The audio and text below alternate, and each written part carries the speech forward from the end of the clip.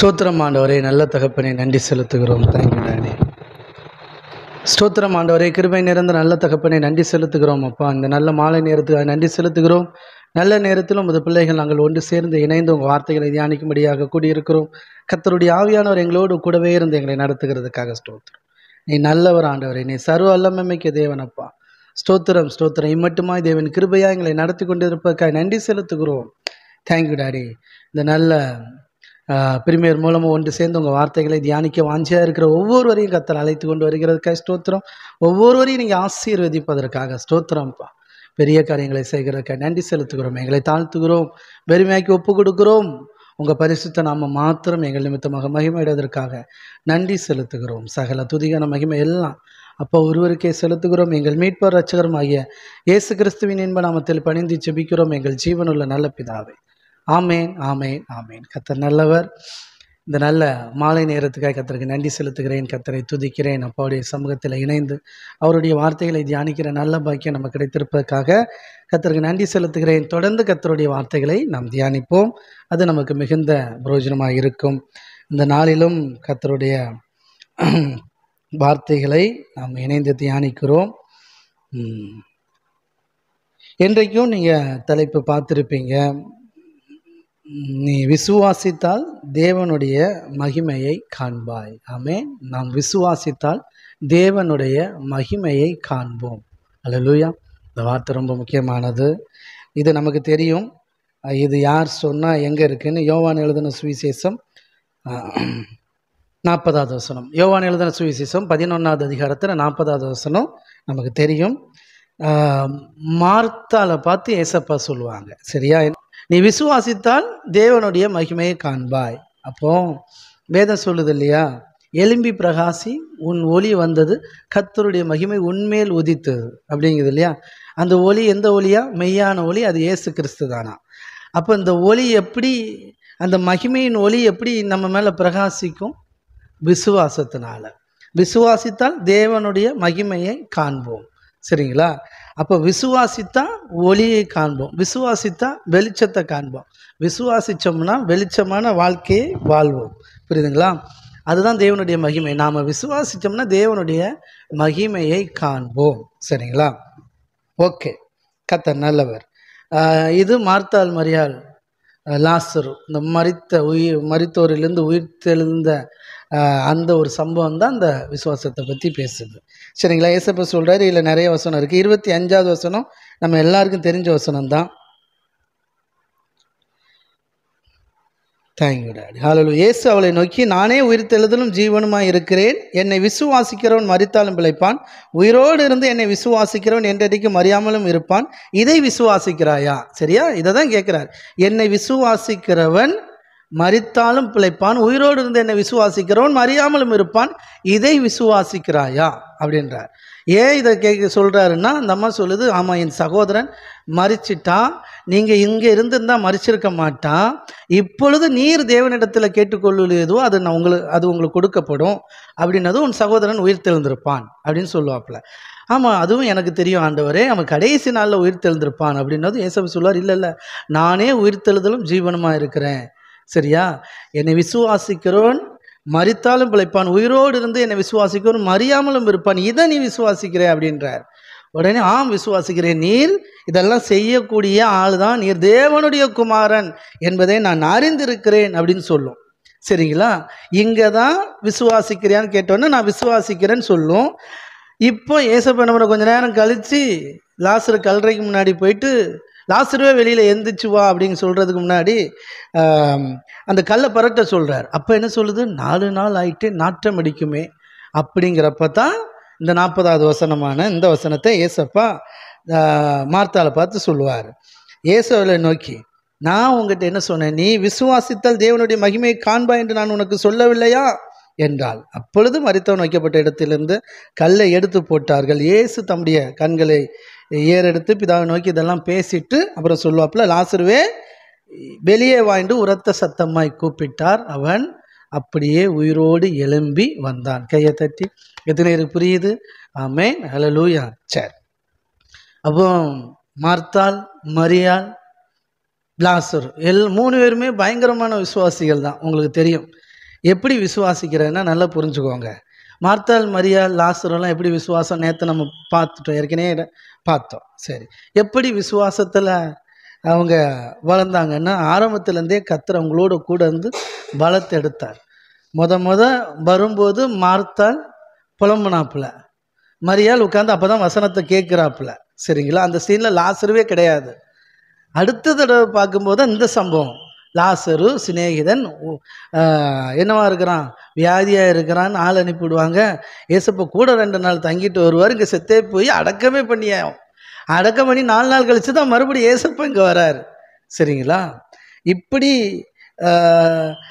மாத்தால சொல்லி பேசி அவளோட கூட பேசி பேசி பேசி விசுவாசத்தை வளர்த்து கடைசியில் அவனை உயிரோடே எழுப்பி கொடுத்துட்டார். இதுக்கு அடுத்தது உங்களுக்கு தெரியும், அடுத்த அதிகாரத்தில் மறுபடியும் அந்த ஏசப்பா சிலுவை மரணத்துக்கு முன்னாடி 12வது அதிகாரத்தில் யோவான் 12ல் பஸ்கா பண்டிகை வர 6 நாளுக்கு முன்னே இயேசு தாம் மரணத்திலிருந்து எழுப்பின லாசர் இருந்த பெத்தானியாவுக்கு வந்தார்.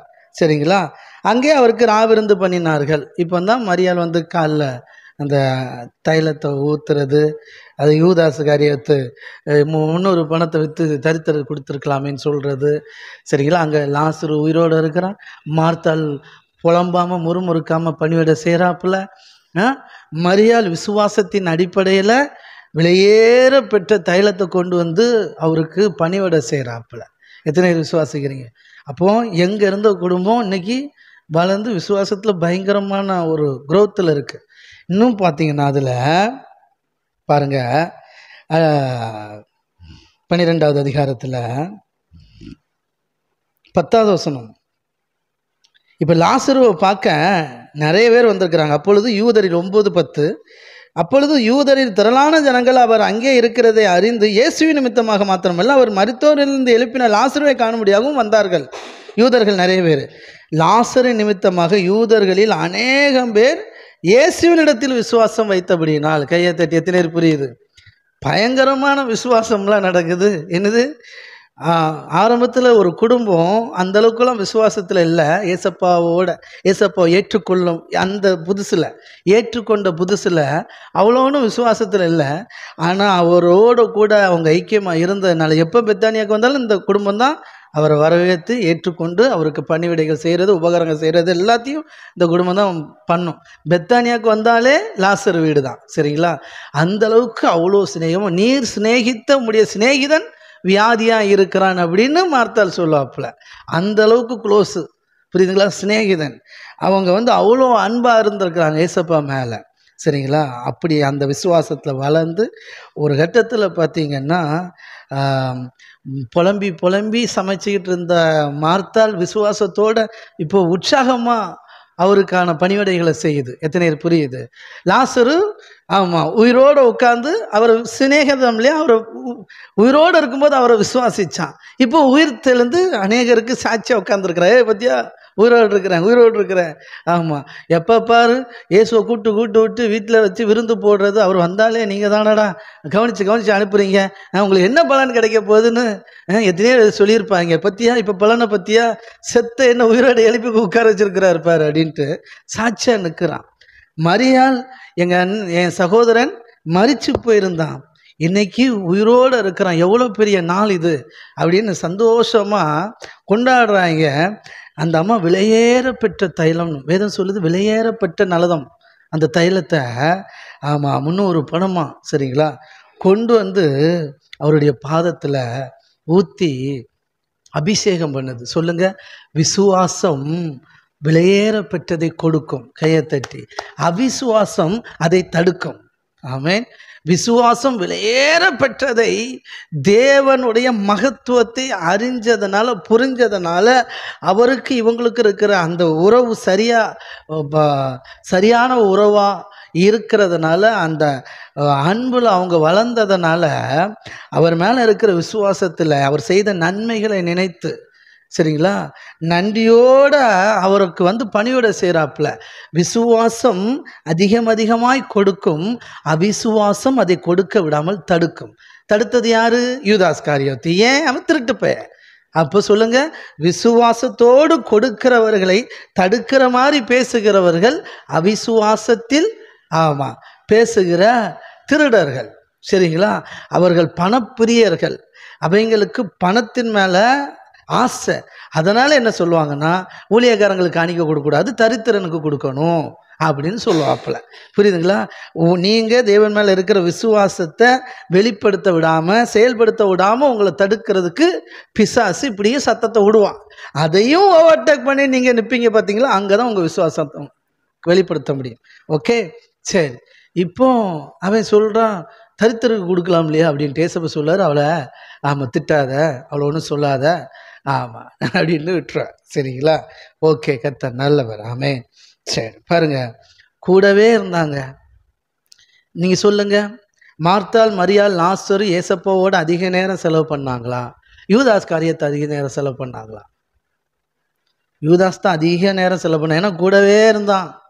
சொல்லுங்க, கூடவே இருந்தாலும் தலைவனுடைய மதிப்பு தெரியாது. ஆனால் கொஞ்ச நேரம் இருந்தாலும், கொஞ்ச நாள் இருந்தாலும் தலைவனுடைய மதிப்பு யாருக்கு தெரியுதோ அவங்க தான் விசுவாசத்தில் வளருறாங்க. புரியுதுங்களா? ரொம்ப நாள் நான் சர்ச்சைக்கு போகிறேன், அதனால் எனக்கு ஒன்றுமே நடக்க மாட்டேங்கி, நான் என்ன விசுவாசிக்கலையா அப்படின்னு சொல்லுவாங்க இல்லையா?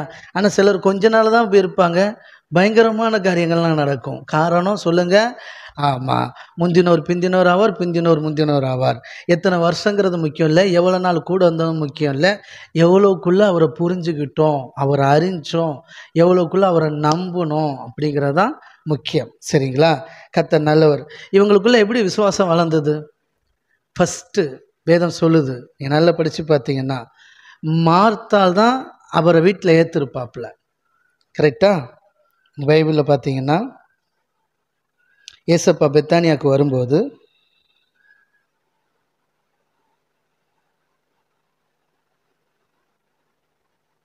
லூக்கா எழுதின சுவிசேஷம் 10வது அதிகாரம் 38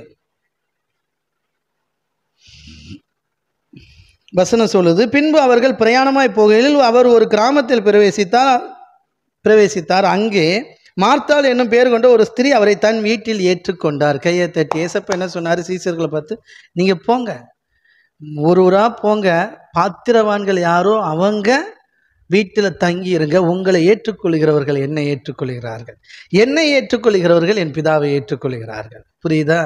ஆமென். சரி, இப்போது ஃபஸ்ட்டு இந்த குடும்பம் விசுவாசத்தில் வளர்கிறதுக்கு என்ன செஞ்சிச்சு?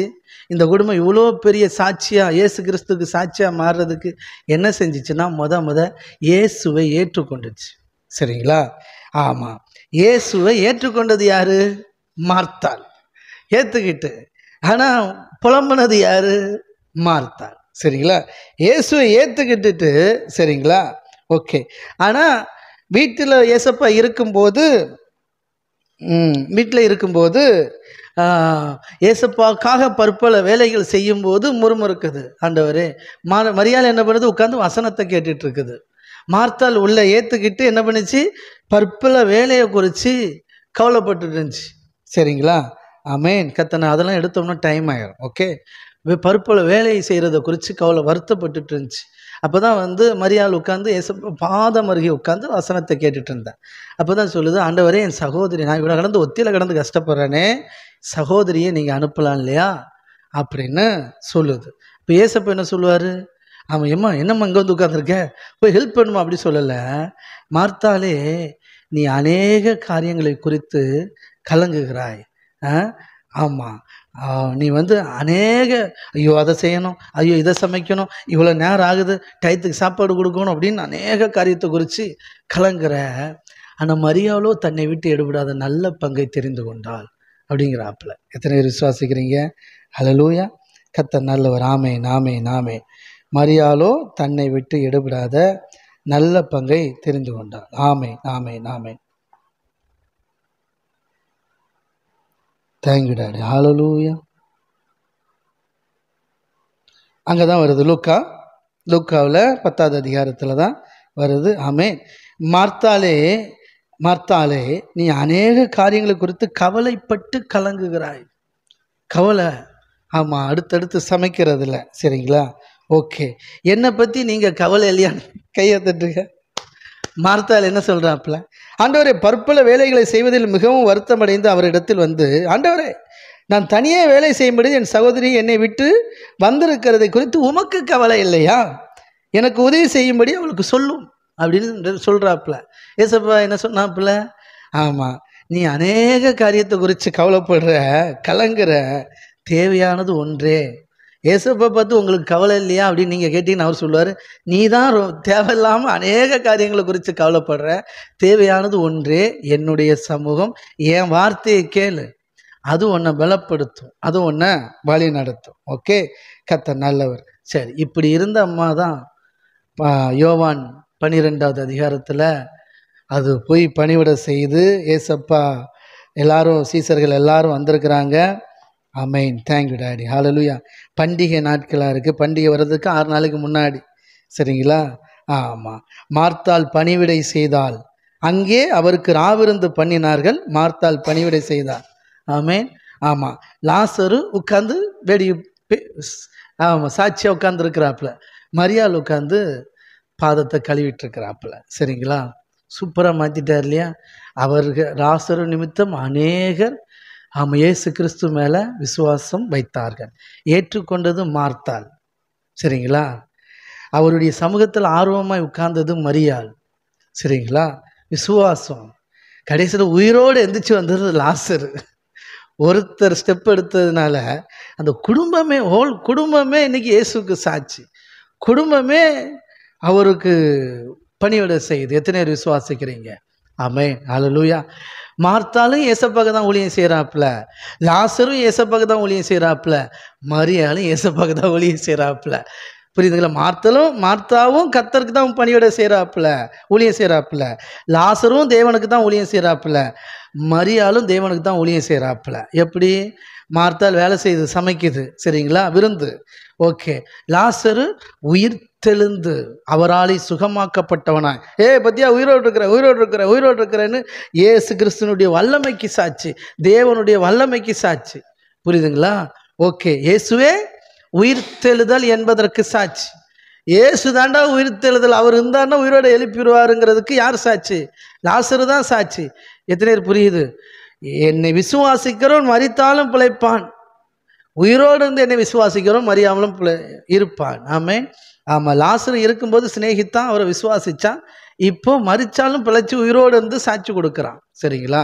கர்த்தர் நல்லவர். மரியாள் அந்த அன்பு இன்னும் அதிகமாக வெளிப்படுத்துது, தைலத்தை ஊற்றுது, கழுவுது. எத்தனை பேர் புரியுது? அப்படிப்பட்ட குடும்பமாக மாறிடுவீங்க. விருந்து என்ன, சாட்சி என்ன, பணிவிட செய்கிறது என்ன, விலையேற பெற்றதை கர்த்தருக்கு கொடுக்கறது என்ன, இது ஒரு நல்ல விசுவாச குடும்பம்னு நான் நம்புகிறேன், நான் பிலீவ் பண்ணுறேன். இதை நீங்கள் நம்புறது உங்கள் விருப்பம். நாம் விசுவாசத்தில் வளர்ந்துருக்குறோம் அப்படின்னா நம்ம எப்படி இருக்கணும்? இயேசுவை ஏற்றுக்கொள்ளணும், அப்படியே ஸ்டக்காகி நின்றக்கூடாது, அப்படியே ஸ்டெப்பாக வளர்ந்து, ஆமாம், அவருக்கு சாட்சியாக வாழணும், அவருடைய வல்லமைக்கு சாட்சியாக வாழணும், அப்படியே அவருடைய ராஜ்யத்துக்கென்று ஆமேன் உற்சாகமாய் பெருக விதைக்கிறவர்களாக இருக்கணும். மரியாள் விலையேற பெற்ற நலதம் தைலத்தை ஏசப்பாவுக்காக காலில் ஊற்றி துடைச்சாப்புல, அது பணிவிடை. இயேசுக்கு செலுத்தினது யாருக்கு செலுத்தினது? பிதாவுக்கே செலுத்தினது சமம். புரியுதுங்களா? ஓகே, கர்த்தர் நல்லவர். ஆமாம், பிசாசு என்ன கேட்பான்? இது அவசியமானு சொல்லுவான். புரியுதுங்களா? அதையும் தாண்டி தொடச்சிக்கிட்டே இருக்கிறது, அதையும் தாண்டி கொடுத்துட்டே இருக்கிறதுக்கு பேர் தான் விசுவாசம். நான் பிரசங்கம் பண்ணுறது எப்படினாலும் எடுத்துக்கிடலாம், ஏற்றுக்கொள்ளலாம். இது நெகட்டிவாக பேசுகிறவங்களுக்கு இது நல்ல பாயிண்டாக கிடைக்கும். ஓகே, சரி, கர்த்தர் நல்லவர். ஆமே, இது என்னுடைய விசுவாசம், நான் நம்புகிறேன், 100% நம்புகிறேன்.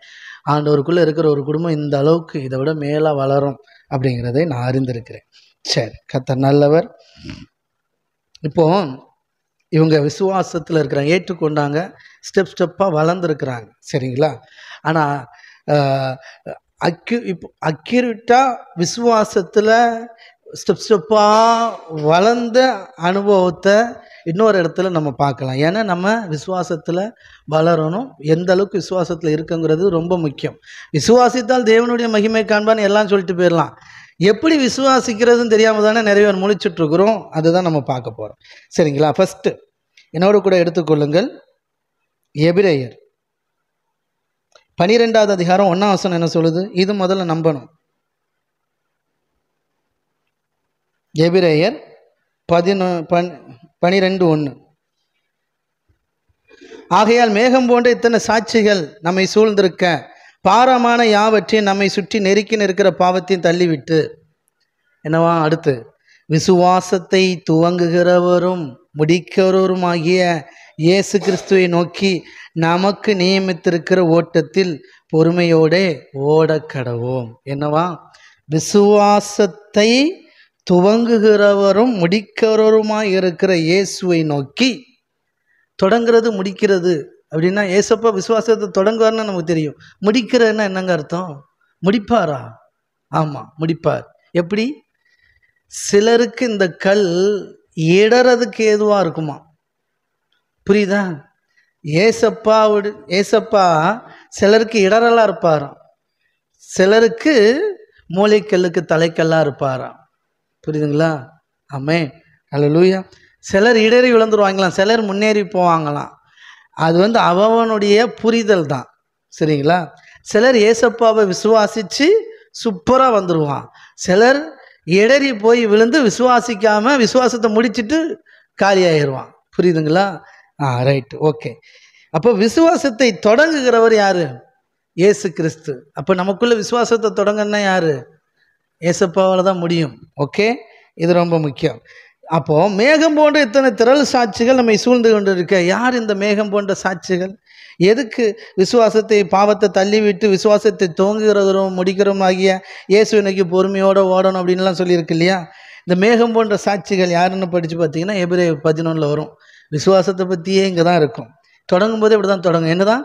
விசுவாசமானது நம்பப்படுகிறவர்களின் உறுதியும் காணப்படாதவர்களின் நிச்சயமாக இருக்கிறது. அப்போது நீ விசுவாசித்தால் தேவனுடைய மகிமை காண்பாய். விசுவாசம்னா என்ன?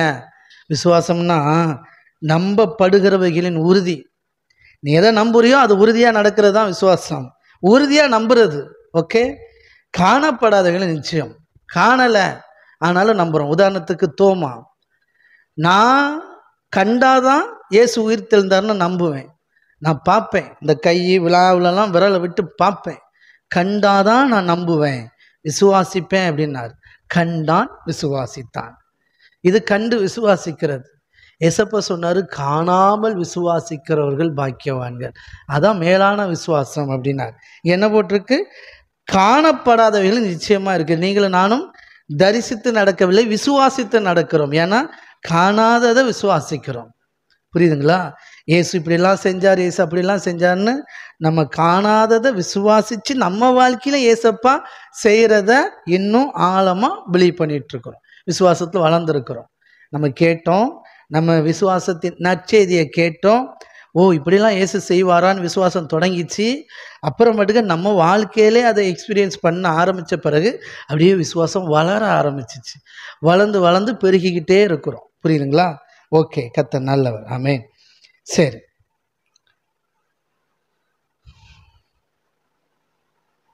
விசுவாசத்தினாலே ஏகப்பட்ட சாட்சிகள் இருக்கு. சரிங்களா? விசுவாசம் இல்லாமல் தேவனுக்கு பிரியமாக இருப்பது கூடாத காரியம். ஏனென்றால் தேவனிடத்தில் சேருகிறவன் அவர் உண்டென்றும் தம்மை தேடுகிறவர்களுக்கு பலன் அளிக்கிறவர் என்று விசுவாசிக்க வேண்டும். நம்ம விசுவாசித்தா தேவனுடைய மகிமையை காண்போம். எப்படி விசுவாசிக்கணுமா? அவரை தேடுகிறவருக்கு. விசுவாசம் இல்லாமல் தேவனிடத்தில் பிரியமாக இருக்க முடியாதா? தேவனிடத்தில் சேருகிறவன் அவர் உண்டு, அவர் எனக்கு தம்மை தேடுகிறவர்களுக்கு பலன் அளிக்கிறவர் என்று விசுவாசிக்க வேண்டும். எப்படி விசுவாசிக்க வேண்டும்? எழுதி வச்சுக்கோங்க. விசுவாசம் என்றால் என்ன அப்படின்னா, விசுவாசம் என்றால் என்ன அப்படின்னா மேலே உள்ள மேலே உள்ளது ஆன்சர். விசுவாசமானது நம்பப்படுகிறவர்களும் உறுதியும் காணப்படாதவர்களும் நிச்சயமாக இருக்குது. ரொம்ப உறுதியாக ஒரு காரியத்தை கர்த்தரை நம்புறது. கண்ணில் பார்க்கவே இல்லை ஆனாலும் நம்புறது. சரிங்களா? கண்ணில் பார்க்கவே இல்லை. அவர் சொல்லிட்டாரு, நான் உன்னை ஆசீர்வதிச்சு உன்னை இப்படி ஆக்குவேன் அப்படி ஆக்குவேன் அப்படின்னு சொல்லியிருப்பார். பார்க்கவே இல்லை ஆனாலும் ஆமேன் கர்த்தர் நீங்கள் சொன்னால் செஞ்சிடுவீங்க அப்படின்னு நம்புகிறோம். பார்த்தீங்களா? அதுக்கு பேர் தான் விசுவாசம். அவர் காணாததை ரொம்ப ஸ்ட்ராங்காக ஆழமாக உறுதியாக கர்த்தரை நம்புறதுக்கு பேர் தான் விசுவாசம். எனக்கு தேவன் ஒரு வாக்குத்தத்தம் கொடுத்துருப்பார், தீர்க்க தரிசனம் கொடுத்துருப்பார், எனக்கு அது கட்டாயம் நடக்கும் அப்படின்னு அவர் ரொம்ப ஆழமாக நம்புறதுக்கு பேர் தான் விசுவாசம். ஓகே, சரி. எப்படி விசுவாசிக்கணுமா? எப்படி விசுவாசிக்கணுமான்னா, தேவனிடத்தில் சேருகிறவன் அவர் உண்டென்றும் அவர் உயிரோடு இருக்கிறார். அவர் இருக்கிறாரியா, அவர் என் கூட தான் இருக்கிறார். அவர் தம்மை தேடுகிறவர்களுக்கு பலன் அளிக்கிறவர் என்று விசுவாசிக்கணுமா. அவர் எனக்கு பலன் அளிப்பார் அப்படின்னு விசுவாசிக்கணுமா. எத்தனை பேர் விசுவாசிக்கிறீங்க? ஆமேன், ஹல்லேலூயா, தேங்க்யூ டாடி. ஆமேன், ஆமேன். ஓகே, பலன் அளிக்கிறவர் என்று விசுவாசிக்கணும். இங்கே பாருங்க 8ஆம் வசனம். விசுவாசத்தின் தகப்பன் யாரு? ஆபிரகாம், விசுவாசத்தின் தகப்பன். அப்போ அவர் ஸ்டோரியை போய் பார்த்தா தெரிஞ்சு போயிடும். ஏன்னா அவர் விசுவாசத்தின் தகப்பன். எப்படி தகப்பன் ஆனாருங்கிறது பைபிளில் இருக்குது. அவர் எப்படிலாம் விசுவாசத்தில் வளர்ந்தார், என்னெல்லாம் விசுவாசத்தில் செஞ்சார், எப்படி விசுவாசத்தின் தகப்பன் ஆனாருங்கிறது பைபிளில் டீட்டெயிலாக இருக்குது. அதை பார்ப்போம். அப்போ நம்ம விசுவாசம் இன்னும் அதிகமாக வளரும், பெருகும். சரிங்களா? ரைட்டு. என்ன பண்ணாப்பிள்ளையானா ஆபிரகாம், நல்ல கவனிச்சுவாங்க, 2-3 வசனத்தை வாசிக்கிறேன். விசுவாசத்தினாலே ஆபிரகாம் தான் சுதந்திரமாக போகிற இடத்துக்கு போகும்படி அழைக்கப்பட்ட போது கீழ்ப்படிந்து தான் போகும் இடம் இன்னதென்று அறியாமல் புறப்பட்டு போனான். என்ன பண்ணாப்லையா? பார்க்கவே இல்லை. கர்த்தர் என்ன சொன்னார்? ஆதியாகமம் 12 எடுத்துக்காங்க.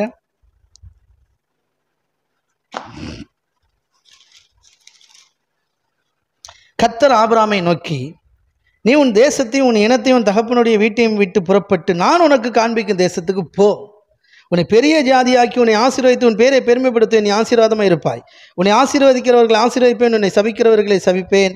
பூமியில் உள்ள வம்சங்கள் எல்லாம் உனக்குள் உன் சந்ததிக்குள் ஆசீர்வதிக்கப்படும். பூமியில் உள்ள வம்சங்கள் எல்லாம் உனக்குள் ஆசீர்வதிக்கப்படும் என்றார். கர்த்தர் ஆபிரகாமுக்கு சொன்னபடியே அவன் புறப்பட்டு போனான். எப்படி? கர்த்தர் என்ன சொன்னார்? நான் உன்னை ஆசீர்வதிப்பேன்பா, உன்னை அப்படியாக்க இப்படியாப்பன்னு சொன்னார் இல்லையா? அப்படி அவர் சொன்ன பிரகாரம் நம்பவே முடியாது. ஏன்னா பின்னாடி நடக்க போகிறது. நான் உன் தேசத்தையும் உன் இனத்தையும் உன் தகப்பனுடைய வீட்டையும் விட்டு புறப்பட்டு நான் காண்பிக்கும் தேசத்துக்கு போ. சரியா? எந்த தேசம் தெரியும்? அவர் சொல்கிற தேசத்துக்கு போகணும். சரி, நான் உன்னை பெரிய ஜாதியாக்கி உன்னை ஆசீர்வதித்து உன் பேரை பெருமைப்படுத்த நீ ஆசீர்வாதமாக இருப்ப. இப்படிலாம் சொல்கிறாரு. உடனே வேதம் சொல்லுது, விசுவாசத்தினால் ஆபிரகாம் தான் சுதந்திரமாக பெறப்போகிற இடத்துக்கு போகும்படி அழைக்கப்பட்ட போது கீழ்ப்படிந்து தான் போகும் இடம் என்னதென்று அறியாமல் புறப்பட்டு போனான். இன்னைக்கு நம்ம எப்போ விசுவாசிப்போம் தெரியுமா? நாம் ஒரு காரியத்தை குறித்து நல்ல அறிவு வரும்போது தான் விசுவாசிப்போம். கர்த்தர் சொன்ன உடனேலாம் மானங்கனியெல்லாம் விசுவாசிச்சிட மாட்டான். ஆபிரகாம் அப்படி தான் விசுவாசித்தான். அங்கே போப்பா, நான் காண்பிக்கிற தேசத்துக்கு போன்னு சொன்னப்போ உடனே சட்டி புட்டியெல்லாம் எடுத்துகிட்டு கிளப்பிட்டான். சரிங்களா? ஓகே, கர்த்தர் நல்லவர். கர்த்தர் என்ன சொன்னார் அப்படின்னா, நீ உன் தேசத்தையும் உன் இனத்தையும் உன் தகப்பனுடைய வீட்டையும் விட்டு புறப்பட்டு நான் உனக்கு காண்பிக்கும் தேசத்துக்கு போ. சரியா? உன் தேசத்தையும் உன் இனத்தையும் உன் தகப்பனுடைய வீட்டையும் விட்டு புறப்பட்டு நான் காண்பிக்கும் தேசத்துக்கு போ அப்படின்னு சொன்னார். இவன் அப்படியே போனா. சரிங்களா? அப்பொழுது அவன் 75 வயது உள்ளவனாக இருந்தான். ஆபிரகாம் எத்தனை வயசு உள்ளவராக இருந்தார்? 75 வயசு உள்ளவராக இருந்தார். ஓகே, சரி, கர்த்தர் நல்லவர். ஆமென். அப்பொழுது ஆபிரகாம் தன் மனைவியாகிய சாராளையும் தன் சகோதரன் குமாரனாகிய லோத்தையும் தாங்கள் சம்பாதித்திருந்த தங்கள் சம்பாத்தியத்தையும் எல்லாவற்றையும் ஆரானில் சவாரித்த ஜனங்களையும் கூட்டிக் கொண்டு அவர்கள் கானான் தேசத்துக்கு புறப்பட்டு போய் கானான் தேசத்தை சேர்ந்தார்கள். ஆபிரகாம் எப்படி புறப்பட்டு போனார்? கர்த்தர் சொன்ன வார்த்தைக்கு கீழ்ப்படிஞ்சாரா இல்லையா? சொல்லுங்க, விவரமான ஆள் தானே. ஆபிரகாம் கீழ்ப்படிஞ்சாரா இல்லையா? பைபிள் என்ன போட்டிருக்கு? கீழ்ப்படிஞ்சார்னு போட்டிருக்கு. அப்போ கீழ்ப்படிஞ்சிருப்பாரா? கீழ்ப்படிஞ்சார். கொஞ்சம் கீழ்ப்படிஞ்சார். சின்ன கீழ்ப்படிதல். சொல்லுங்க, சின்ன கீழ்ப்படிதல் பெரிய ஆசீர்வாதத்தை கொண்டு வந்துடும். ஆபிரகாம் முத கீழ்ப்படிஞ்சது சின்ன கீழ்ப்படிதல். என்னன்னா, கர்த்தர் சொன்னது நீ உன் தேசத்தையும் ஓகே உன் இனத்தையும் விட்டுட்டு போகணும். இனம்னா யாரு? கூட இருக்கிறவங்க. இனத்தையும் உன் தகப்பனுடைய வீட்டையும். வீடுன்னா என்னது? வீட்டை விட்டுட்டா இல்லை, உடைமைகள் எல்லாத்தையும் விட்டுட்டு நான் காண்பிக்க தேசத்துக்கு நீ போ, நான் உன்னை பெரிய ஜாதி ஆக்குவேன் அப்படின்னாரு. ஆனால் நம்மால் கிளம்போதே பெரிய ஜாதியாக தான் போகிறான். புரியுதா? கிளம்போதே பாருங்க, தன் மனைவியாகிய சாராள் மனைவியை கூப்பிட்டு போனான். அதில் மாட்டுக்கருத்தே கிடையாது. பாருங்க, சகோதரனுடைய குமாரனாகிய லோத்து தாங்கள் சம்பாதித்திருந்த தங்கள் சம்பாத்தியம், இதான் தகப்பனுடைய வீட்டு, அது எல்லாத்தையும் தான் கொண்டு போகிறான். சம்பாத்தியத்தை பூரா கொண்டு போகிறான். சரி, ஆரானிலே சவதரித்த ஜனங்கள் சரிங்களா கூட்டிக் கொண்டு அவர்கள் கானான் தேசத்துக்கு புறப்பட்டு போய் கானான் தேசத்தை சேர்ந்தார்கள். நீ போப்பா அப்படின்னா குடும்பத்து மனைவி கூட்டிட்டு போகாமல் ஊரே தலைவன் கூட்டிட்டு போனாப்புல. ஏன்னா சப்போர்ட்டுக்கு ஆள் தேவை. புரியுதா? ஆமாம், கொஞ்சம் கீழ்ப்படிஞ்சாருங்கிறது என்னுடைய நம்பிக்கை. நான் படித்ததுலேருந்து நான் தெரிஞ்சுக்கிட்டேன். ஏன் அப்படின்னா எப்படி இருக்கும் அந்த பிரசங்கம் அப்படின்னா நல்லா புரிஞ்சுக்குவாங்க. ஆபிரகாம் விசுவாசத்தின் தகப்பனானான்னு என்ன அர்த்தம்? நல்லா புரிஞ்சுக்கோங்க. விசுவாசமே இல்லாத ஒருத்தனை, விசுவாசத்தை தொடங்குறவர் முடிக்கிறவராம் அவர். விசுவாசமே இல்லாத ஒருத்தனை விசுவாசிக்க வச்சு விசுவாசத்தின் தகப்பனா மாற்றிருக்கிறாரு. அதுக்கு பேர் தான், அதை விசுவாசிக்கிற பேர் தான் விசுவாசம். புரியுதா? ஆமாம். அதாவது ஒன்னே மாதிரி தான் ஆபிரகாமும் சொன்ன உடனே எல்லாத்திலாம் கீழ்ப்படியல. இன்னும் நிறைய எடுத்து காட்டுறேன், ஏற்கனவே நிறைய நினைச்சிருக்கிறோம். நீ எப்படி இருக்கிற அப்படித்தான். அப்படி சாதாரணமான ஒருத்தனை நான் விசுவாசத்தின் தகப்பனா மாற்றினேன், அதை நீ விசுவாசி அப்படின்றார். எத்தனை பேருக்கு புரியுது? விசுவாசத்தின் தகப்பன்னா என்ன அர்த்தம்னா, உங்களுக்கு புரிகிற மாதிரி சொல்லணும்னு வச்சுக்கோங்களேன்.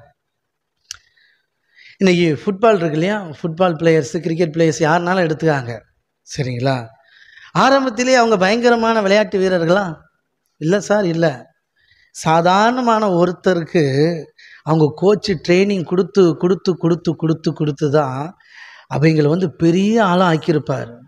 புரியுதுங்களா? பெரிய ஆளாக்கி இன்னைக்கு சச்சின் டெண்டுல்கர் பாரியா, சூப்பர் ஸ்டாரை பாரியா, என்ன மாதிரி பிளேயர்யா அப்படின்னு பயங்கரமான சாட்சி. ஆனால் ஆரம்பத்தில் அவங்க யார்? ஒன்றுமே தெரியாதவங்க தான். புரியுதுங்களா? கர்த்தர் அப்படி தான் ஒன்றுமே இல்லாத ஆபிரகாமை அழைச்சி அவனுக்குள்ள விசுவாசத்தை அப்படியே பெருக்கி பெருக்கி பெருக்கி பெருக்கி விசுவாசத்தின் தகப்பனாக மாற்றினார். புரியுதுங்களா? ஆமேன். அதை விசுவாசிக்கிற நாமளும் அந்த மாதிரி மாறுவோம். எப்படி தேவன் ஆபிரகாமோடு கூட இருந்து அவனை விசுவாசத்தின் தகப்பனாகவே மாற்றிட்டார், ஆமேன், உங்களையும் அப்படியே மாற்றுவார். நம்புறீங்களா? அதுக்கு பேர் தான் விசுவாசம். சிலருக்கு குழப்பம், கவனிச்சுட்டே இருங்க, சரியாயிரும். ஓகே, இப்போ பாருங்க. சரி, ஆபிரகாம் என்ன பண்ணாரு? கீழ்ப்படிந்து போகிற இடத்துக்கு இன்னதென்று அறியாமலே புறப்பட்டு போனான். விசுவாசத்தினாலே அவன் வாக்குத்தத்தப்பட்ட தேசத்தை பரதேசி போல் சஞ்சரித்து அந்த வாக்குத்தத்தத்திற்கு உடன் சுதந்திராளியாகிய ஈசாக்கோடும் யாக்கோபோடும் கூடாரங்களில் குடியிருந்தான். ஏனெனில் தேவன்தாமே கட்டி உண்டாக்கின அஸ்திவாரங்கள் உள்ள நகரத்துக்கு அவன் காத்திருந்தான். 11 ரொம்ப முக்கியம். விசுவாசத்தினாலே சாராலும் வாக்குத்தத்தம் பண்ணினவர் உண்மை உள்ளவர் என்று எண்ணி கற்பந்தரிக்க பலனடைந்து வயது சென்றவளாயிருந்தும் பிள்ளை பெற்றார். கையை தட்டி. எப்படிப்பட்ட விசுவாசமா? வாக்குத்தத்தம் பண்ணினவர் உண்மை உள்ளவர். ரொம்ப முக்கியம். இன்னும் சொல்ல போனால் கர்த்தர் உண்மை உள்ளவர் என்கிற நம்பிக்கை தான் விசுவாசத்தை பெருக்கும். மட்டும் இல்லை, விசுவாசத்தினால் உண்டாகிற ஒரு பலன் உண்டாகும். அந்த பலன் எதில் வீக்காக இருக்கீங்களோ, உன் பலவீனத்திலே என் பலன் பூரணமாய் விளங்கும், என் கிருபை உனக்கு போதும். கிருபையினாலே விசுவாசத்தை கொண்டு ரட்சிக்கப்பட்டீர்கள். கையை தட்டி. புரியுது? அவருடைய கிருபை உங்களை நிரப்பும் பொழுது பலவீனமாக இருக்கிற நீங்கள் பலன் அடைஞ்சி விசுவாசத்தில் இல்லாத உங்களை விசுவாசிக்க வச்சு உங்களை பலனடைய வச்சு உங்களை ஆசீர்வதிப்பார். ஆமாம், உன் பலத்திலே பலவீனத்திலே என் பலன் பூரணமாய் விளங்கும் அப்படின்ன மாதிரி தேவனுடைய கிருபையினால பலவீனம் அப்படி பலனாக மாறும். அதுக்கு பேர் தான் விசுவாசம். ஓகே, எத்தனை விசுவாசிக்கிறீங்க? ரைட்டு. பாருங்க, கற்பந்தரிக்கிற பலன் எங்கேருந்து வந்துச்சு? சாராளுக்கு தேவனை குறித்த அறிவு. எந்த அறிவு? எனக்கு வாக்குத்தத்தம் பண்ணினவர் உண்மை உள்ளவர் என்ற அறிவு. புரியுதுங்களா? Okay, right. 12வது வசனம். ஆனபடியால் சரீரம் செத்தவன் என்று எண்ணத்தகும் ஒருவனாலே வானத்தில் உள்ள பெருக்கமான நட்சத்திரங்களைப் போல கடற்கரையில் உள்ள எண்ணிறந்த மணலைப் போலவும் மிகுந்த ஜனங்கள் பிறந்தார்கள். சரீரம் செத்தவன் யாரு? ஆபிரகாம். சரீரம் செத்து போனவன் மூலமா தேவன் இவ்வளோ ஜனங்களை உண்டு பண்ணினார். என்ன சொன்னார்?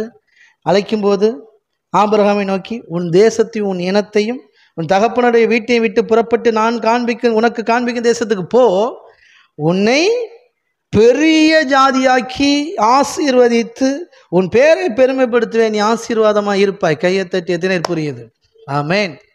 என்ன வாக்குத்தத்தம் பண்ணாரு? உன்னை பெரிய ஜாதி ஆக்குவேன். அப்படின்னா உனக்கு நிறைய பிள்ளைகள் இருப்பாங்கன்னு அர்த்தம்.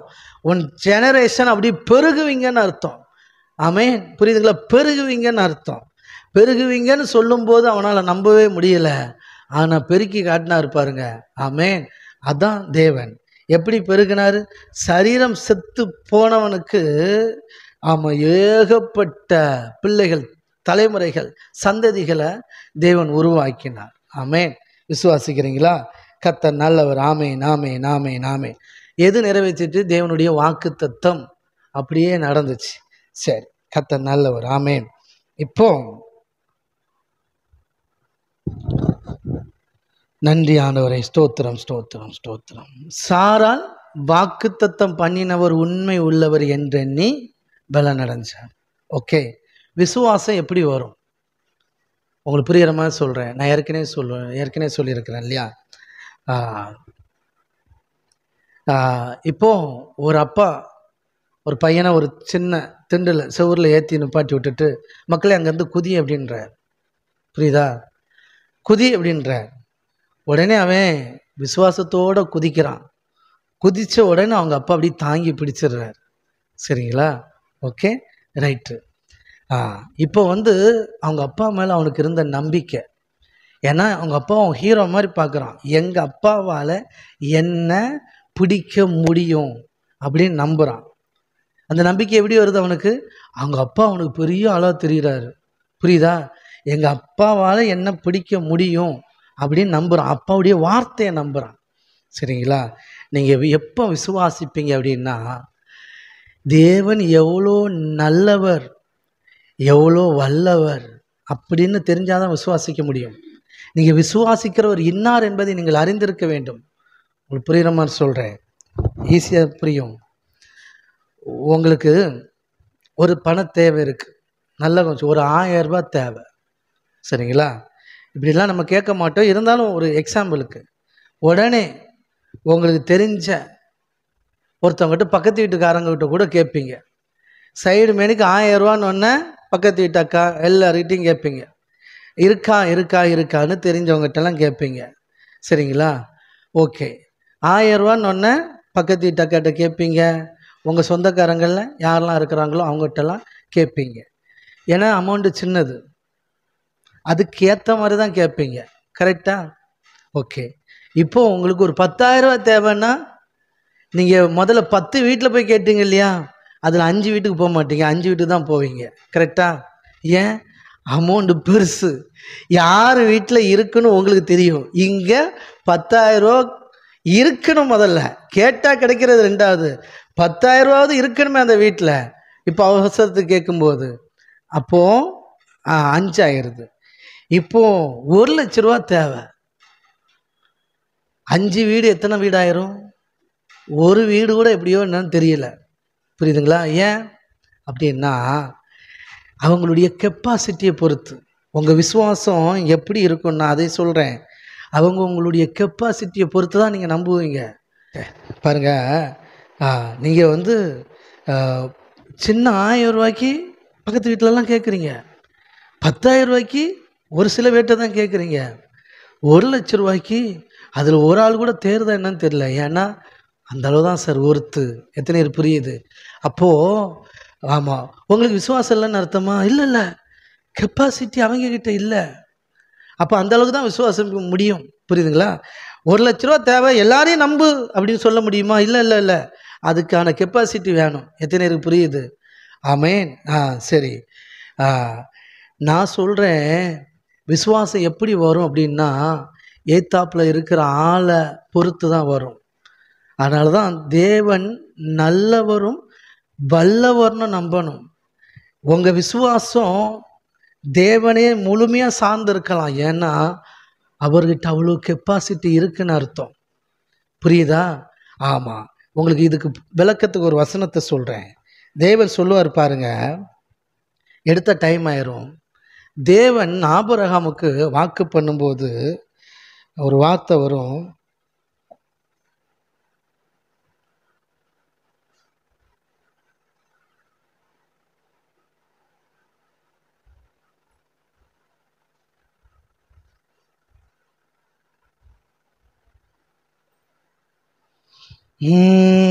ஆதியாகமம் 21.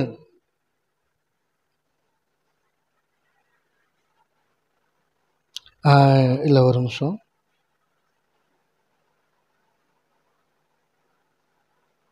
Thank you daddy. ஹல்லேலூயா, ஸ்தோத்திரம். புதிய ஏற்பாட்டில் எபிரேயர்ல இதே இதில் எபிரேயர் 6.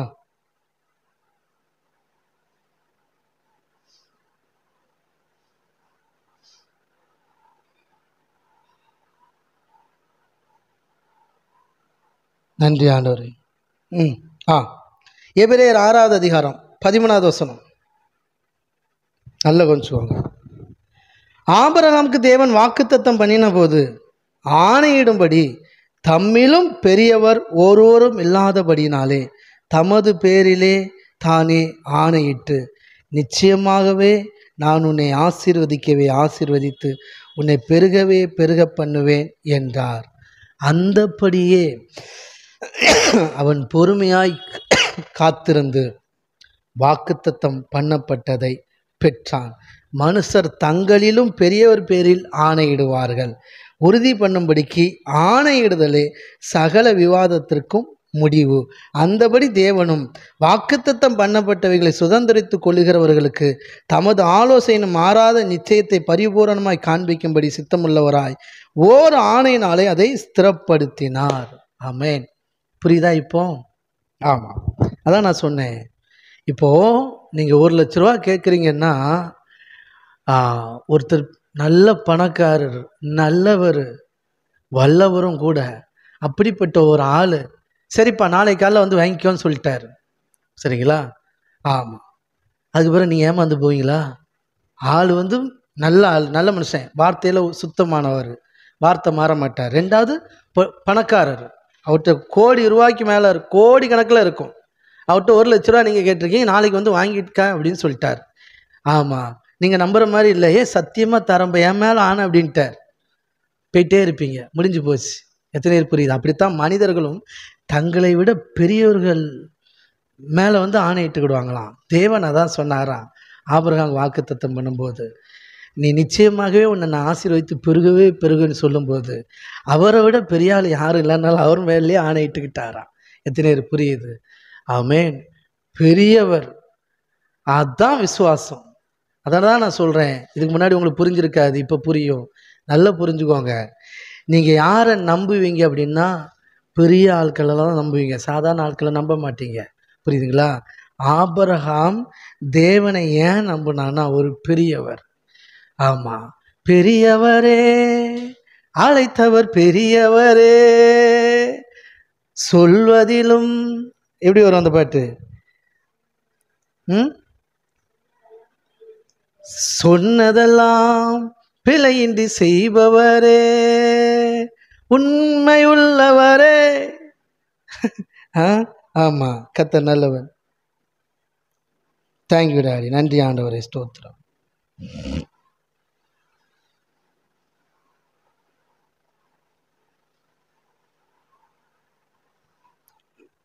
என்ன பாட்டு? விவரிக்க முடியாததான்.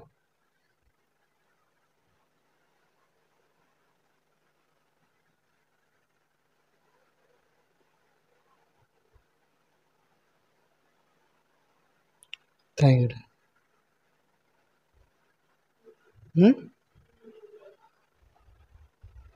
சரி. பெரியவரே அழைத்தவர் பெரியவரே சொன்னதெல்லாம் பிழையின்றி செய்பவரே, பெரியவரே அழைத்தவர் பெரியவரே இறுதி வரை என்னை சுமப்பவரே. ஆமென். ஆமாம், தேங்க்யூ டாடி. ஹல்லேலூயா, ஸ்தோத்திரம். ஆமென், ஆமென். கர்த்தர் நல்லவர். சரி பாருங்க, ஆபிரகாம் வந்து அவரை விசுவாசிக்க காரணம் அவர் வந்து பெரியவர். சாரால் கர்த்தரை விசுவாசிக்க காரணம் அவர் உண்மை உள்ளவர். எத்தனை பேர் புரியுது? ஆமென், ஹல்லேலூயா. அப்படின்னா என்ன அர்த்தம் தெரியுமா? இதெல்லாம் தேவனுடைய கேரக்டர்ஸ், இதெல்லாம் தேவனை பற்றின அறிவு. தேவனை பற்றின அறிவு இருந்தால் நீங்கள் விசுவாசத்தில் வல்லவர்கள் ஆவீர்கள். விசுவாசத்தில் பயங்கரமாக மாறுவீங்க. ஆமேன். கர்த்தர் நல்லவர். Thank you daddy. நான் பண்ணுறது எவ்வளோ பெரிய பிரசங்கன்னு எனக்கு தெரியும். இது எனக்கு எவ்வளோ பெரிய உயர்வை தந்துடும். நான் புரிஞ்சு தியானித்து நான் பிரசங்கம் பண்ணிகிட்ருக்கிறேன். நீங்களும் அது அவ்வளோக்குள்ளே கேட்கும்போது உங்களுக்குள்ளே இது ஒர்க் அவுட் ஆகும். நல்லா புரிஞ்சுக்கோங்க. நாம் ஒருத்தர் விசுவாசிக்கணும், அவர் ரொம்ப பெரிய ஆளாக இருக்கணும். ஓகே. தேவன் அவ்வளோ ஒர்த்தானவர், அவ்வளோ பெரியவர், அவ்வளோ வல்லமையானவர். அவர் மேலே நீங்கள் நம்பிக்கை வைக்கிறதுக்கு அவர் போதுமானவர். இது உங்களுக்கு புரிஞ்சிட்டுன்னா நீங்கள் யாரையுமே எதிர்பார்த்துக்கிட்டு இருக்க மாட்டீங்க. எந்த விஷயத்துலையும் சோர்ந்தே போக மாட்டீங்க. இன்னைக்கு உள்ள மெசேஜை 2 தடவை கேளுங்க. கேட்டிங்கன்னா ஆமாம், உங்கள் வாழ்க்கையில் விசுவாசத்தில் பயங்கரமாக வளர்ந்துருவீங்க. தேவனை நீங்கள் விசுவாசிக்கிறதுக்கு அவர் பெரியவர், நல்லவரும் நன்மை செய்கிறவருமாய் இருக்கிறார். அவர் வல்லமை உள்ள தேவன், சர்வ வல்லமை உள்ள தேவன். ஆமாம், அவர்கிட்ட நீங்கள் எவ்வளோ நாளும் நம்பலாம், அவரை எவ்வளோ நாளும் நம்பலாம். அவ்வளோ பெரியவர். ஓகே. Thank you daddy. ஆமே நாமே நாமே. ஓ நன்றி ஆண்டவரே. ஸ்தோத்திரம் ஸ்தோத்திரம் ஸ்தோத்திரம். ஹல்லேலூயா. கர்த்தர் நல்லவர். ஆமே நாமே நாமே நாமே நாமே. இப்போ இன்னும் உங்களுக்கு புரியுற மாதிரி சொல்லணும்னா, ஒருத்தர் திடீர்னு தவறி போய் கிணத்துலையோ ஆற்றுலையோ விழுந்துட்டாப்புல, விழுந்து தத்தை புத்தையன்னு அடிச்சிட்ருக்கிறாப்புல. சரிங்களா? அப்போது மேலேருந்து அவர் பெரிய ஆள், மேலேருந்து ஒரு பொடி பையன் குதிச்சு, எனக்கு நீச்சல் நல்லா தெரியும், குதிச்சு வாங்க நான் உங்களை காப்பாற்றுறேன், என் கையை பிடிங்க அப்படின்னா பிடிப்பாரா? ஏன் வெயிட் வேணாலும் தாங்க முடியுமா அப்படிம்பார். புரியுதா? ஆமாம், ரொம்ப முக்கியம். ஏன் வெயிட் ஒன்றால் தாங்க முடியாது. அப்போ அதே பெரிய ஆள் குதிக்கிறார், இல்லை 2 பேர் குதிக்கிறாங்கன்னா அவர் நம்புவார். என்னை தூக்கிடுவாப்புல அப்படிங்கிற ஒரு நம்பிக்கை வந்துடும். புரியுதுங்களா? நம்ம நம்பிக்கை ஃபஸ்ட்டு யார் மேலே வரும் அப்படின்னா, பெரிய ஆட்கள் மேலே தான் வரும். சரிங்களா? கர்த்தர் நல்லவர். ஆமே நாமே நாமே. இது ரொம்ப முக்கியம். இதை நீங்கள் தெளிவாக புரிஞ்சுக்கிட்டீங்கன்னா சூப்பராக இருக்கும். கர்த்தர் நல்லவர். ஆமே நாமே ஆமே. இப்போ நான் இருக்கிறேன், நான் இப்படி சிதிசாவை நம்பி அப்பா பிடிமா அப்படின்ட்டு அவன் மேலே அப்படியே சாஞ்சோம்னா, தலை ஒரு மாதிரி இருக்கு, அப்பா பிடிச்சிக்க அப்படின்னா நம்பி சாய முடியுமா? சின்ன பிள்ளை, என்னை விட சின்ன பிள்ளை, ஆனால் என்னை விட முரட்டா ஒரு பெரிய ஆள் இருக்கிறாப்புலன்னா நம்பிக்கையோட சாய்வோம். புரியுதுங்களா? அந்த நம்பிக்கை அதான் பெரியவர். நல்லா புரிஞ்சுக்கோங்க. நீங்கள் தேவனை 100% நம்பலாம். அதான் அவரை தேடுகிறவர்கள் அவர் உண்டென்றும் தம்மை தேடுகிறவர்களுக்கு பலன் அளிக்கிறவர் என்றும் விசுவாசிக்க வேண்டும். ஆமேன். தேவன் எவ்வளோ பெரியவர், எவ்வளோ நல்லவர், எவ்வளோ நன்மை செய்கிறவர், என் மேலே அன்பாகவே இருக்கிறார். இப்படி பற்றி அவரை பற்றின அறிவில் நீங்கள் வளர வளர உங்கள் விசுவாசம் தானாக பெருகும். அதனால தான் விசுவாசம் கேள்வினால் வரும். எந்த கேள்வி? தேவனை பற்றி நீங்கள் எவ்வளோலாம் கேட்குறீங்களோ, கேட்டு அதை நம்புறது. கேட்குறதுன்னா அதான், கேட்டு நம்புறதுக்கு பேர் தான் விசுவாசம். ஓகே. தேவனை பற்றி உங்களுக்கு தெரியலை, அப்போ ஒன்றும் பண்ண முடியாது. புரியுதுங்களா? இந்த ஃபோன் இருக்குது, இந்த ஃபோனில் ஒரு ஆப் இருக்குது, எடிட்டிங் பண்ணுற ஆப்பு. சரிங்களா? நான் ஒரு ஆப் டவுன்லோட் பண்ணி வச்சுருந்தேன். அதை பற்றின நிறைய தகவல்கள்லாம் உண்டு. அதிலே சொல்லுவாங்க, அந்த ஆப் டவுன்லோட் பண்ணும்போதே ஒரு வீடியோவே உண்டு. நான் அதெல்லாம் பார்க்கல, நான் டவுன்லோட் பண்ணிட்டேன். நமக்கு டைம் இல்லை, டவுன்லோட் பண்ணிவிட்டு நான் அதை யூஸ் பண்ணிகிட்ருக்கிறேன். சரிங்களா? திடீர்னு ஒரு நாள் அதே மாதிரி ஆட் வருது. அப்போது இது நம்ம யூஸ் பண்ணுற ஆப்புடைய ஆடு அப்படின்ட்டு டக்குன்னு உங்கள் ஃபோனில் இந்த ஆப் இருக்கா அப்படின்னு சொல்லிவிட்டு இப்படியெல்லாம் நீங்கள் டைப் பண்ணலாம் அப்படின்ட்டு பேசினாலே போதும் வந்துடும் அப்படின்ட்டு. இது ஆமாம் அப்படியா அப்படின்ட்டு பேசுனா ஆட்டோமேட்டிக்காக எவ்வளோ நாள் டைப் அடிச்சுக்கிட்டே இருக்குது. ஆனால் இதை சரியாக நான் அறியாததுனால ரொம்ப நாள் உட்காந்து ஒன்று ஒன்றா தட்டி தட்டி தட்டி தட்டி தட்டி டைப் பண்ணிக்கிட்டே இருந்தேன். ஸ்பெல்லிங் மிஸ்டேக் வரும், வேறு பட்டன் அமைக்கிறோம், மறுபடியும் டெலீட் பண்ணணும், மறுபடியும் தட்டணும், கொஞ்சம் சிரமம். இப்போ அப்படி கிடையாது. கிளிக் பண்ணிவிட்டு வாய்ஸ் மெசேஜை போட்டு விட்டு அப்படியே தமிழ்னா தமிழ், இங்கிலீஷ்னா ஒரு ஸ்பெல்லிங் மிஸ்டேக் இருக்காது, பக்காவாக எடிட் பண்ணிடும். முன்னாடிலாம் ஏதாவது நான் எடிட் பண்ணணுன்னா ஸ்பெல்லிங் மிஸ்டேக் இருக்கான்னு எனக்கு ஒரு டவுட் உண்டு. இப்போ டவுட்டே பட மாட்டேன். ஏன் தெரியுமா? இந்த ஆப்பில் அடிப்பேன், கடன்னு பேசிட்டோம்னா அது அழகாக எந்த இன்னு போடணும், எந்த இன்னு இதுக்கு வரும், எந்த இடத்துல புள்ளி வைக்கணும், எதில் இக்கு வரும், இன்னு வரும், எல்லாம் அக்யூரேட்டாக அதுக்கு தெரியும். அது அழகாக டைப் பண்ணி சூப்பராக தந்துடும். புரியுதுங்களா? அப்போது இந்த ஆப்பில் அவ்வளோ ஸ்பெசிலிட்டி இருக்குது, நான் அறியலை. இதனுடைய மகத்துவத்தை நான் தெரியாததுனால நான் ரொம்ப சிரமப்பட்டுட்டு இருந்தேன், ரொம்ப கஷ்டப்பட்டுட்டு இருந்தேன். அப்படித்தான் தேவனிடத்தில் உங்களை ரட்சிக்கக்கூடிய எல்லா ரட்சிப்பும் இருக்குது, எல்லா வல்லமே அவர்கிட்ட இருக்குது. நீங்கள் அறியாததுனால, நீங்கள் அவரை பற்றி சரியாக புரியாததுனால, உங்களுக்கு அவர் மேலே நம்பிக்கை விசுவாசம் வராதனால உங்களுடைய சூழ்நிலையில் இந்த இடத்துல இருக்குது. ஒன்று தெரிந்து கொள்ளுங்கள், காலம் வரும்பொழுது மாறும் என்று நினைத்து கொண்டு இருக்கிறீர்கள்.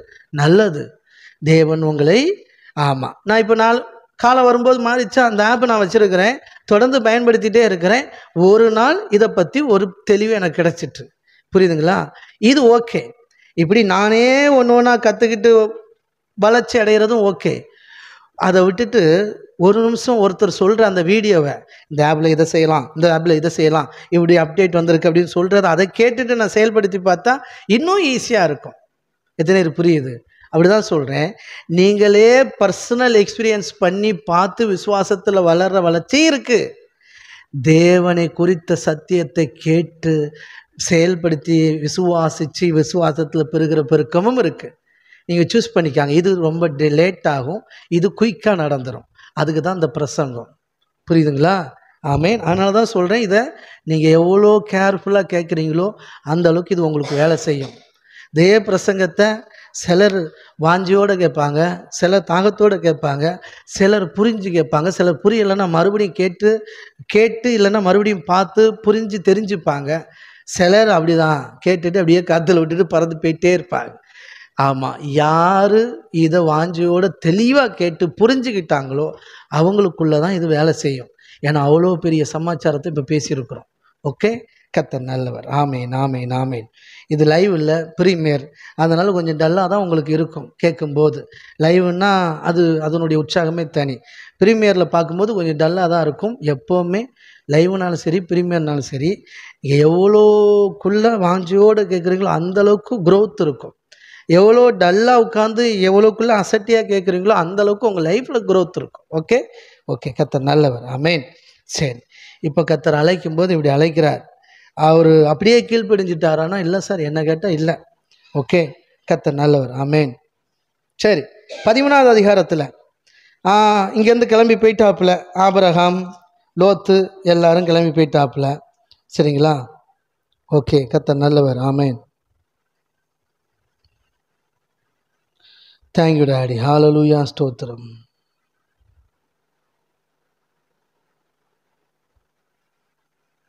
பதினைந்தாவது அதிகாரம்.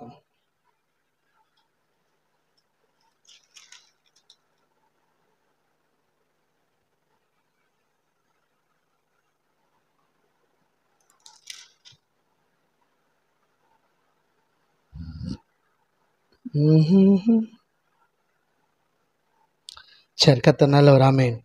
15வது அதிகாரத்தில் லோத்துவை போய் மீட்டுட்டு வந்த பிறகு கர்த்தர் பேசுவார். இந்த காரியங்கள் நடந்த பின்பு சொல்லுங்க, கர்த்தருடைய வார்த்தை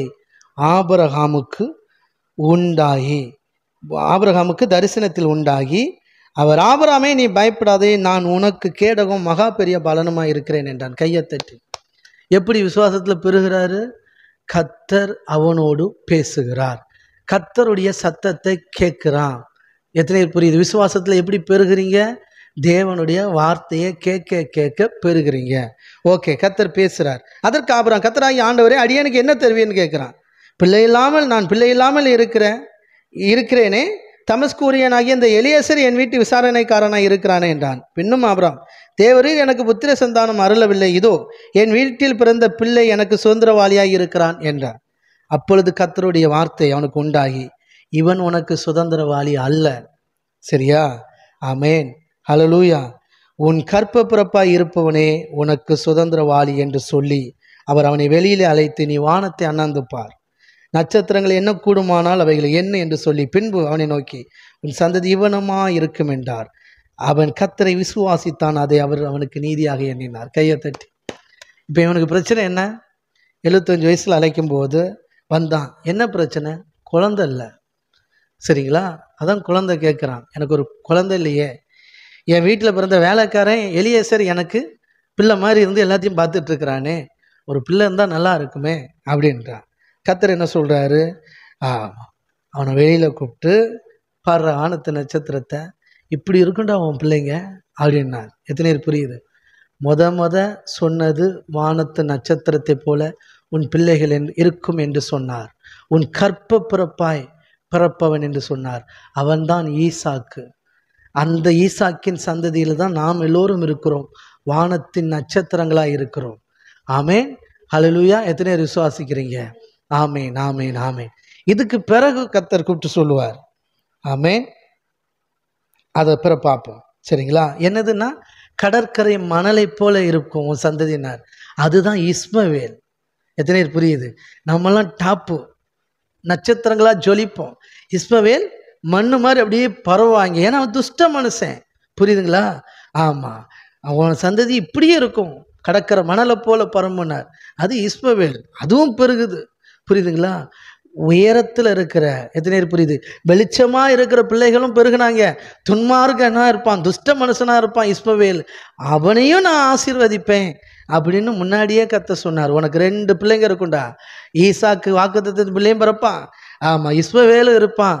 2 பேரையும் நான் ஆசீர்வதித்து பெருக செய்வேன், உன் சந்ததியை பெருக பண்ணுவேன் அப்படின்னு சொன்னார். எத்தனை பேர் விசுவாசிக்கிறீங்க? கர்த்தர் நல்லவர். Amen, amen. Okay, thank you daddy. Hallelujah. ஸ்தோத்திரம், ஸ்தோத்திரம். ஆமேன், ஆமேன். 16வது அதிகாரம். ஆபிரகாமுடைய மனைவியாகிய சாராளுக்கு குழந்தை இல்லாமல் இருந்துச்சு, பிள்ளை இல்லாமல் இருந்தது. எகிப்து தேசத்தாளாகிய ஆகார் என்னும் பெயர் கொண்ட ஒரு அடிமை பெண் அவளுக்கு இருந்தாள்.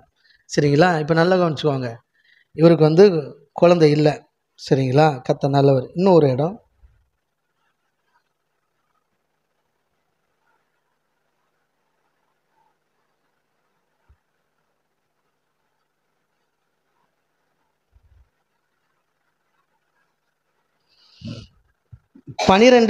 இந்த வசனத்தை சொல்ல மறந்துட்டேன். எனக்கு அன்பானவர்களே, மறந்துடாதீங்க.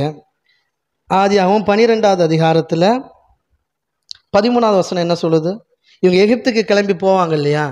கர்த்தர் காண்பிக்க தேசத்துக்கு போகிறாங்க. சரிங்களா? உன் தேசத்தை எனத்தையும் விட்டு நீ போ அப்படின்னு கர்த்தர் சொல்கிறார். இப்போ கிளம்பி போகும்போது அவன் எகிப்துக்கு சமீபமாய் வந்தபோது தன் மனைவி சாராளை பார்த்து, நீ பார்வைக்கு அழகுள்ள ஸ்திரீ என்று அறிவேன். எகிப்தியர் உன்னை காணும் பொழுது இவள் அவனுடைய மனைவி என்று சொல்லி என்னை கொண்டு போட்டு உன்னை உயிரோடு வைப்பார்கள். ஆகியால் உன் நிமித்தம் எனக்கு நன்மை உண்டாகும்படிக்கு உன்னாலே என் உயிர் பிழைக்கும்படிக்கு நீ உன்னை என் சகோதரி என்று சொல் என்றார். என்ன சொன்னா? எகிப்துக்கு போகிறோம், மோசமான ஊர். ஆமாம், நீ வேற அழகாக இருக்க, ஒன்றை என் ஒய்ஃப்னு சொன்னோம்னா என்னை கொண்டு போட்டு ஒன்றை அவங்க சொந்தமாக்கிடுவாங்க, புறஜாதி ஏரியா. சரியா? அதனால் நீ என்ன என் சகோதரின்னு சொல்லு, ஓ நிமித்தமும் நான் சாகாமல் பிழைச்சிருப்பேன் அப்படின்னாப்புல. சரிங்களா? என்ன நடந்துச்சு? ஆமாம், இவன் சகோதரின்னு சொல்லிட்டு இருந்தான் இல்லையா? பொய் சொன்னான். சொல்லுங்க, பொய்யா பொய் இல்லையா? உயிருக்கு பயந்து பொய் சொன்னான். யாரு? விசுவாசத்தின் தகப்பன். விசுவாசத்தின் தகப்பன் யாரு? எப்படிப்பட்ட ஆளு? உயிருக்கு பயந்து பொய் சொன்னவர் தான் விசுவாசத்தின் தகப்பன். சரிங்களா? அதை தான் நான் சொல்கிறேன். ஆபிரகாம் விசுவாசத்தின் தகப்பன். உங்களை போல ஒருவராயிருந்த ஒரு ஆபிரகாமை கர்த்தர் விசுவாசத்தின் தகப்பனாய் மாற்றினார். ஆபிரகாமை மாற்றினவர் உங்களையும் மாற்றுவார் என்பதற்கு தான் இந்த பிரசங்கம். ஆபிரகாம் விசுவாசத்தின் தகப்பனுங்கிறதுல மேட்ரு இல்லை. ஆபிரகாமை விசுவாசத்தின் தகப்பனான மாற்றினதே கர்த்தர் தான்றேன். யாரை? பயந்து போய் பொய் சொல்லிக்கிட்டு இருந்தவனை. நீங்கள் பொய் சொல்கிறீங்களே, இப்போ பயந்து போய் ஒவ்வொன்றுக்கும் தொட்டதுக்கெல்லாம் பயந்து பொய் சொல்லிகிட்டு இருக்கிறீங்க இல்லையா?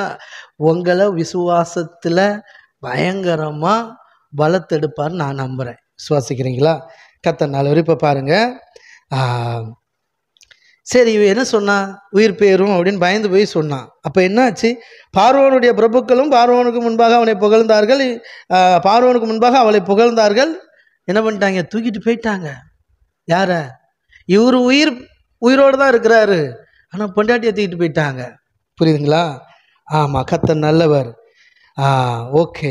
அப்பொழுது அவள் நிமித்தம் அவன் ஆபிரகாம் தயை பாராட்டினான். சரிங்களா?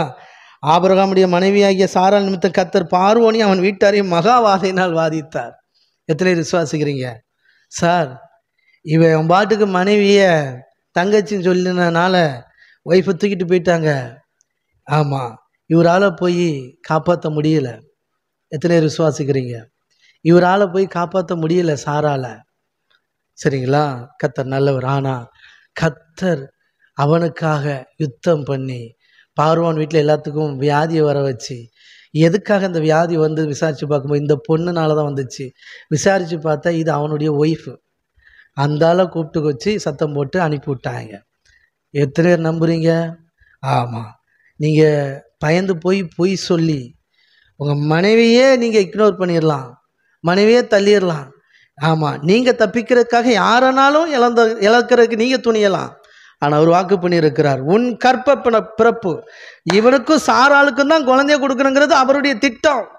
அதனால் அவள் உயிரோட எந்த கலகமும் இல்லாமல் பாதுகாப்பாக வச்சுருந்தார். எத்தனை விசுவாசிக்கிறீங்க? கையை தட்டி. கலகமே இல்லாமல். ஏன்னா இவனுக்கும் அவளுக்கும் தான் குழந்தை பிறக்கணும். ஈசாக்கு வாக்குத்தத்தத்தின் பிள்ளை, அந்த சந்ததியில் இயேசு கிறிஸ்து வரணும். பெரிய பிளான் இருக்குது, சும்மா இல்லை. அதனால் கர்த்தர் இறங்கி ஒர்க் பண்ணார். ஆமென், அல்லேலூயா, தேங்க்யூ டாடி. ஆமென் ஆமென். கடைசியில் காப்பாற்றி கொண்டு வந்துட்டார். சரிங்களா? அதுக்கு பிறகு தான் இந்த மற்ற சம்பவங்கள்லாம் நடக்குது. இப்போதைக்கு முடிக்கிறேன், டைம் ஆகிட்டு, அதனால் முடிக்கிறேன். எனக்கு அன்பானவர்களே, இன்றைக்கி கற்றுக்கிட்ட என்ன அப்படின்னா, ஆபிரகாம் விசுவாசத்தின் தகப்பனா மாறினானா கர்த்தர் அவனை மாற்றினாரா? கர்த்தர் மாற்றினார். நீங்களும் விசுவாசத்தில் வளருவீங்களா? கர்த்தர் உங்களை வளர்ப்பாரா? வளர்ப்பார். நீங்கள் செய்யணும், என்ன செய்யணும்? கீழ்ப்படிதல். சின்ன கீழ்ப்படிதல் பெரிய விசுவாசத்தை கொண்டு வந்துடும், பெரிய நன்மையை கொண்டு வந்துடும். கீழ்ப்படிங்க. கீழ்ப்படிஞ்சால் மட்டும் போதும். பயந்தாங்கலியாக இருந்தாப்புல பயந்து போய் ஆமாம் பொய் சொன்ன ஆபிரகாம விசுவாசத்தின் தகப்பனை மாற்றினார். ஆமாம், அடுத்துலாம் பார்த்தீங்கன்னா, ஆமாம், ராஜாக்களை எதிர்த்து யுத்தம் பண்ணுற அளவுக்கு தைரியசாலாக கர்த்தர் மாற்றிருப்பார். எத்தனை விசுவாசிக்கிறீங்க? ஒய்ஃபை ஒரு ராஜா தூக்கிட்டு போனதை, ஆமாம், பயந்து போய் தூக்கிட்டு போனதை தட்டி கேட்க முடியல அவரால். அப்படி இருந்த ஆளை அடுத்து பார்த்தீங்கன்னா, லோத்துவை அவன் குடும்பத்தை கடத்திட்டு போகும்போது அவனோட இருக்கிற ஆளை கூட்டிகிட்டு போயிட்டு ஒத்தாளா நின்று ராஜாக்களை அடித்து திம்சம் பண்ணி லோத்துவை அவனுடைய உடைமைகள் எல்லாத்தையும் மீட்டுட்டு வந்தாப்புல. எத்தனை விசுவாசிக்கிறீங்க? காரணம் கர்த்தர் அவனோடு கூட இருந்தார். இதைத்தானே சொன்னார். யார் சொன்னார்? ஊழியக்காரர் சொன்னார். மெல்கிசேதேக்கு என்ன சொன்னார்? ஆமாம், உனக்கு ஜெயத்தை தந்த தேவனுக்கு ஸ்தோத்திரம் அப்படின்னார். இப்போ புரியுதா? எப்பா நீ சாதாரண ஆள், நீ உன் ஒய்ஃபையே தூக்கிட்டு போன ராஜாவுக்கு விரோதமாக ஒன்றும் யுத்தம் பண்ண முடியல. அப்படி இருந்த ஒன்று இன்னைக்கு ராஜாக்களுக்கோடு யுத்தம் பண்ணி 318 பேரை கூட்டு போயிட்டு, உன் வீட்டு வேலைக்காரங்களை கூட்டு போயிட்டு 318 பேர் கூட்டு போய் ராஜாக்களை காலி பண்ணி அத்தனையும் தூக்கிட்டு வந்திருக்கிற உனக்கு ஜெயத்தை தந்த தேவனுக்கு ஸ்தோத்திரம் சொன்னார். எத்தனை பேர் புரியுது? Amen, hallelujah. Okay, God bless you. கண்களை மூடி. டைம் ஆயிட்டு. இதனுடைய தொடர்ச்சி நாளைக்கு நம்ம தியானிப்போம். ரொம்ப நல்லா இருக்கும். சொல்லுங்க, நான் விசுவாசித்து தேவனுடைய மகிமையை காண்பேன். என்னால் அல்ல, என்னை விசுவாசிக்க பண்ணுகிற தேவனால். எத்தனை விசுவாசிக்கிறீங்க? ஆமாம், ஏசப்பா தரிசனமாக உயிரை தெளிந்து வரும்பொழுது தோமா கிடையாது, மற்ற எல்லாரும் இருந்தாங்க. சரி, தோமா சொன்னான், கண்டாதான் விசுவாசிப்பேன்னு சொன்னான். என்ன பண்ணணும் ஏசப்பா? சரி போ, அவ்வளோக்குள்ளே நம்பிக்கைலாம் நான் போடே, அப்படிலாம் உனக்கு ப்ரூஃப் பண்ணணும்னு அவசியம் கிடையாதுன்னு சொன்னார. அவனுக்காகவே இன்னொரு நாள் தரிசனமானார். கையை தட்டி, சார் விசுவாசத்தை தொடங்குறவர் சார். அவன் சொல்கிறான், நான் கண்டாதான் விசுவாசிப்பேன்றான். ஆமாம், அவர் பஞ்சாயத்தையே கூட்டுறதில்ல பிள்ளை. அப்புறம் விசுவாசிச்சாதான் அவருக்கு நல்லது. ஆனால் அவனுக்காக மறுபடியும் தரிசனமான கர்த்தரை கும்பிட்டுட்டு இருக்கிறீங்க. மறந்துடாதீங்க, உங்கள் விசுவாசத்தை அவர் எப்படினாலும் வர்த்திக்க பண்ணுவார். Okay, God bless you. நல்ல தகப்பனே, இந்த வார்த்தைகளின்படி எங்களை ஆசீர்வதித்தக்காக நன்றி செலுத்துகிறோம். அப்போ அவருடைய செல்ல கருத்தில் எங்களை ஒப்பு கொடுக்குறோம், அர்ப்பணிக்கிறோம். சகல துதிகான மகிமையெல்லாம் அப்போ ஒருவருக்கே செலுத்துகிறோம். எங்கள் மீட்பரச்சருமாகிய இயேசு கிறிஸ்துவின் இன்ப நாமத்தில் பணிந்து ஜெபிக்கிறோம் எங்கள் ஜீவனுள்ள நல்ல பிதாவே. Amen, amen, amen. God bless you. கர்த்தர் உங்களோடு கூடவே இருந்து உங்களை வழி நடத்துவாராங்க. Thank you, thank you, thank you. மீண்டும் நாளை சந்திப்போம். நாளை காலை ஒன்று சேர்ந்து ஆராதித்து கர்த்தருடைய நாமத்தை மேம்படுத்தும். நாளை மாலை ஒன்று சேர்ந்து கர்த்தருடைய வார்த்தைகளை தியானிப்போம். தேங்க்யூ.